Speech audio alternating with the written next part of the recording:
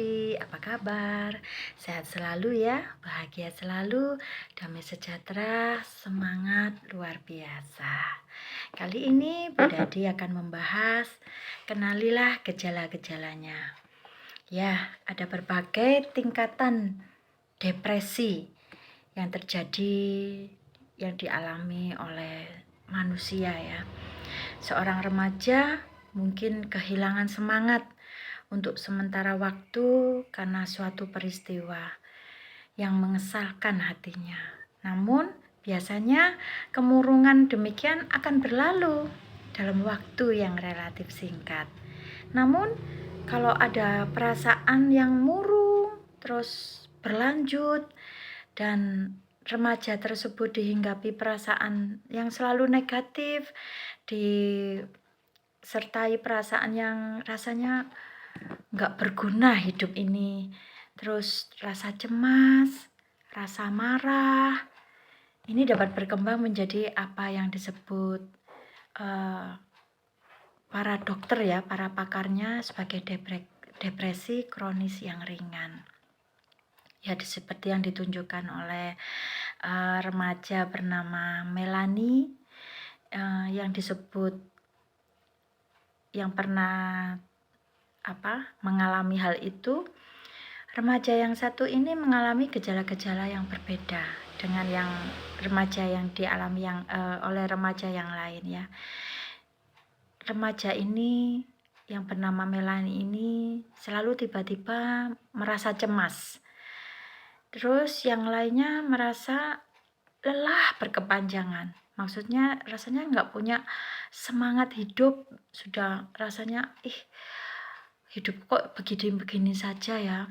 Kenapa nggak ada orang yang mengerti saya, memberikan support kepada saya, terus membuat saya ini bangkit kembali. Itu yang dialami oleh Melanie. Bahkan rasanya dia mulai malas makan, terus kemudian dia mulai sulit tidur, berat badannya turun, dan bahkan mengalami hal yang tidak diinginkan ketika dia melamun, ketika dia merenungi nasibnya yang rasanya kok enggak enak sekali ya hidupku ini. Kenapa ya? Apakah Tuhan tidak adil sama saya? Kenapa yang lainnya hidupnya kok enak-enak? Rasanya kok hidupnya makmur, terus diberkati seperti itu ya. Namun kok hidupku ini selalu penuh kemalangan, selalu mengalami hal-hal yang sedih, yang membuat hati kecewa. Rasanya kok aku nggak sama ya sama temanku. Namun apakah hal itu memang seperti itu? Belum tentu. Karena apalagi yang ada di medsos ya, kalau kita lihat, orang itu kok enak sekali cari uangnya kok cepet. Terus kemudian kok diberkati banget ya, bisa kaya, bisa kemana-mana, mau beli apa-apa, rasanya dia nggak perlu mikir kekurangan di dalam hidupnya. Itu yang ditampilkan di dalam medsos, tetapi dalam kehidupan sehari-hari belum tentu orang itu seperti itu.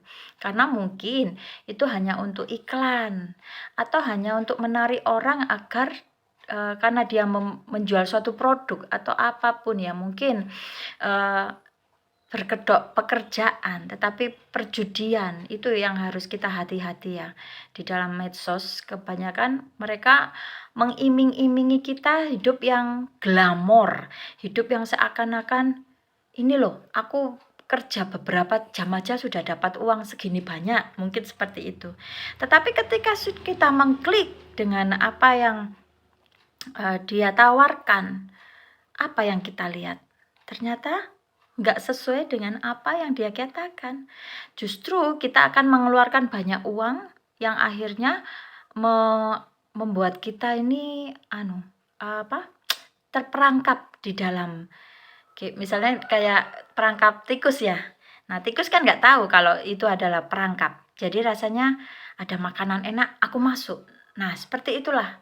Kadang iklan-iklan yang ada di medsos itu yang membual ya. Rasanya, aku beberapa jam, sehari sudah dapat 400.000, sehari sudah dapat 2 juta.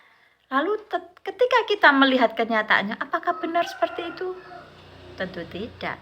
karena semua proses hidup. Kalau orang mau kayanya kaya bener-bener nikmat dan nggak khawatir, itu kayanya itu berproses. Kita itu pasti bekerja, menabung, kemudian membeli sesuatu. Nah, itu proses namanya. Tapi kalau tiba-tiba, oh, kamu hanya melakukan ini, akhirnya kamu dapat uang segini. Kamu pokoknya diiming-iming hal-hal yang nggak benar lah. Dan nantinya nanti itu ketika kita mengklik di sosmed yang kita pikir iklannya itu benar, akhirnya kita terjebak. Disitulah kita nggak sadar dijebak. Misalkan ada suatu tugas yang diberikan oleh orang itu, nanti kalau dalam 5 menit Anda memberikan top up uang, maka uang itu akan diberikan lebih lagi. Nah, itu mungkin 1, 2, 3, oke, bener. Tapi keempatnya kita akan dijebak luar biasa. Akhirnya kita melakukan hal-hal yang ngawur. Akhirnya, waduh, supaya aku dapat 100 juta ini aku harus bayar top up 110, misalkan seperti itu. Dan di saat seperti itu ternyata uangnya nggak keluar dan kita sudah melakukan hal yang di luar nalar, pinjol seperti itu. Nah, itu yang kita harus bijak menyikapi suatu medsos. Makanya jangan sampai kita terjebak di dalam hal-hal seperti itu yang akhirnya membuat kita menjadi depresi. Makanya selain itu kita juga harus menjaga pikiran tetap bersih, tetap murni, karena dengan pikiran yang tidak baik pun ketika kita mengendarai di jalan, tiba-tiba kita ngelamun, kita kecelakaan. Nah, siapa yang salah? Apakah kita menyalahkan Tuhan? Tuhan ini nggak jaga aku tadi itu kan ngelamun. Apakah seperti itu? Tentu tidak. Karena Tuhan itu akan menciptakan kita ini nggak seperti robot. Kalau seandainya Tuhan menciptakan kita seperti robot, pasti semua manusia akan baik. Pasti semua manusia akan tidak ada yang berdosa. Karena Tuhan menginginkan kebaikan. Tetapi ketika Tuhan tidak menciptakan kita seperti robot, itu luar biasa loh. Kita bisa punya kehendak untuk memilih mana yang baik, mana yang jahat. Tuhan itu luar biasa baiknya. Sehingga kita ini tidak terikat dengan sesuatu yang membuat kita, kok aku melakukan ini lagi, yang tanpa tahu pokoknya manut aja. Tapi Tuhan tidak seperti itu. Tuhan memberikan kebebasan kepada kita untuk bisa memilih yang mana yang benar, mana yang baik buat kita. Makanya Tuhan juga memberikan nasihat. Kalau kamu berbuat yang gak baik, akibatnya seperti ini. Kalau kamu berbuat yang baik, akibatnya seperti ini. Nah, itulah yang kita harus bijak menjadi manusia. Ya, memang beberapa remaja berupaya untuk menyembunyikan depresi yang dialaminya dengan melakukan kegiatan bersenang-senang, pesta-pesta, tidak ada habisnya, bahkan hubungan seks yang terlalu bebas. Inilah akibat depresi yang tidak terarah. Nah, lalu bagaimana kalau depresi yang bisa terarah? Ya, tentunya kita akan mencari ketika kita mengalami cemas, takut, gelisah, khawatir, terus kecewa, siapa yang harus kita cari? Tuhan. Karena Tuhan yang menciptakan kita. Kalau kita mencari manusia, belum tentu kita akan mendapatkan jawaban. Coba, mungkin pengalaman dari teman-teman ketika kita ngobrol, cerita, curhat sama teman yang mungkin dia tidak takut akan Tuhan ya, dia kurang bisa dipercayalah begitu.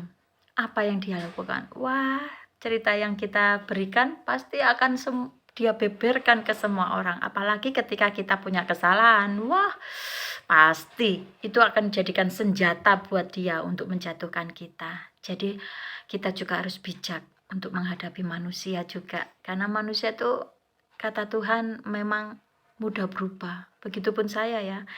Makanya kita harus kuat-kuat kenal Tuhan dengan baik. Supaya kita tidak jatuh dalam pencobaan. Nah, makanya kita pun harus hati-hati cara memilih teman, cara bergaul, sebagai mencari teman yang baik, memberikan support yang baik, itu yang harus kita lakukan.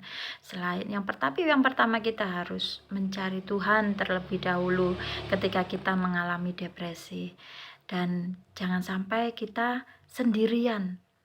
Kita juga harus bergaul, tetapi bergaul dengan orang-orang yang baik, orang-orang yang kenal Tuhan dengan baik. Kemudian kita nanti juga akan membahas mengenai bila halnya bukan sekedar perasaan murung, apa yang harus kita lakukan. Salam Bunda Di.